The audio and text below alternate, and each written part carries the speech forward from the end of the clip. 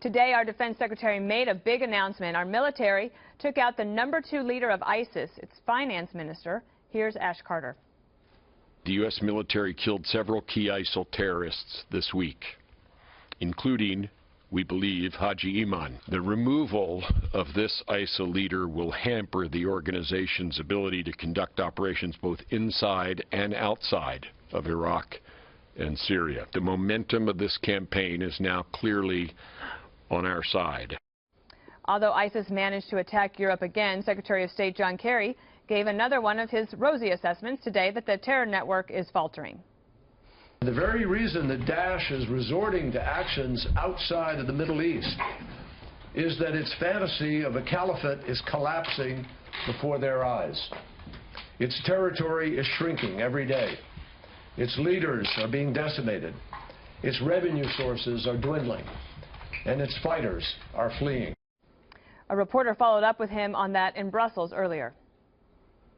How can you say that we're winning the fight against ISIS if they've been able to strike Western Europe in the last 4 months? Because we are winning. The fact that you can strike by sending a couple of would-be suicidal people into an airport to blow up a bomb does not indicate that they're winning. It means they have just struck a horrible blow and been willing to take lives with them. Eric, let me start with you on either of these things. I wanted to get your take on the killing of the finance guy from ISIS because he was able to build up some sort of cash flow and actually have operations where they are even trying to actually govern and collect taxes. Yeah. So, again, we've heard the #2s getting taken out in the past, and another 3 moves up into the #2 spot. But the fact that he had some finance background is, I guess, is a good. So I would still, where's the Baghdadi? Let's wait for the big one. When Baghdadi, bring him down, then I think you kind of hurt them a little bit psychologically. I'm not sure '2. #3's thrilled, because now he becomes #2. Promotion. John Kerry, what was that? We're winning the war on terror now because we found we got #2, and those guys in the airport were just a couple of suicidal people. Really? People. They killed 34 at least, including 2 Americans right now, and that's how you're going to.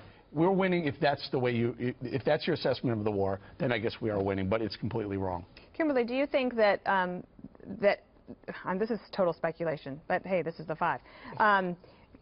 The arrests and then the attacks that happened in Belgium, do you think that had anything to do with our being able to link and find at the location of the ISIS #2?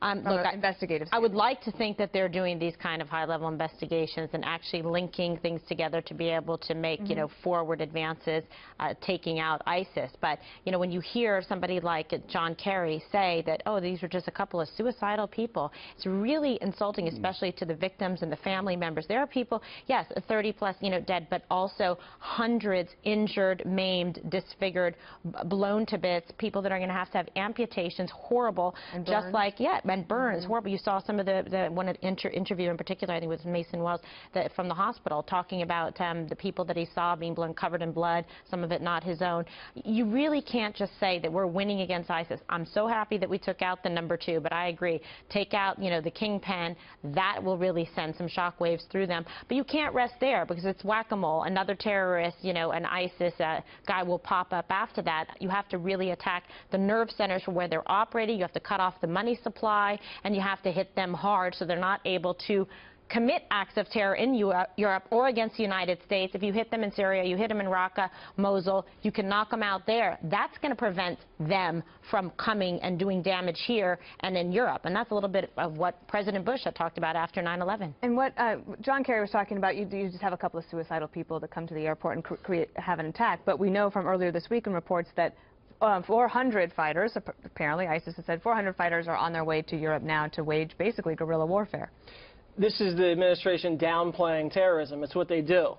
I think in the #2 at the CIA, Morell, just came out, former Obama guy, and says America's losing. So I don't think that you can discount that. You've had San Bernardino, deadliest attack in U.S. soil since 9/11. Christian genocide, people being burned, people being beheaded.